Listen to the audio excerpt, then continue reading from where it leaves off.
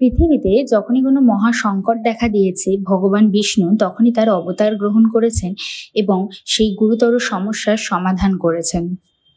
তার প্রতিটি অবতার গ্রহণের পেছনেই কিছু নির্দিষ্ট উদ্দেশ্য ছিল। একসময় হিরণ্যাক্ষ নামে এক রাক্ষস পৃথিবীকে অপহরণ করে এক অতল গহ্বরে লুকিয়ে রেখেছিল।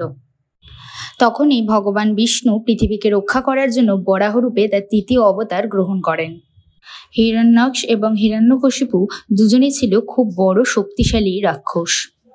এরা দুজনেই ছিলেন মা দিতি এবং মহর্ষি কশ্যপের পুত্র। এরা দুজনেই ছিল খুব শক্তিশালী। তারা নিজেদেরকে অজেয় যোদ্ধা মনে করতেন এবং সমগ্র পৃথিবীকে জয় করতে চেয়েছিলেন।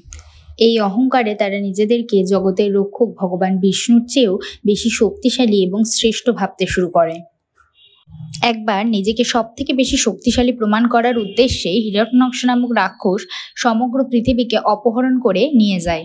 পৃথিবী অপহরণের পর মানুষের জীবন বিশৃঙ্খল হয়ে পড়ে। এতে দেবতারা চিন্তিত হতে শুরু করেন।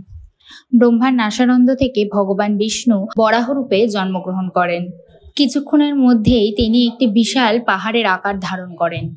এরপর যখন ভগবান বিষ্ণু বরাহ অবতার রূপে পৃথিবী দখল করার জন্য পাতালে পৌঁছালেন, তখন তার আর হিরণ্যাক্ষের মধ্যে এক মহাযুদ্ধ সংঘটিত হলো।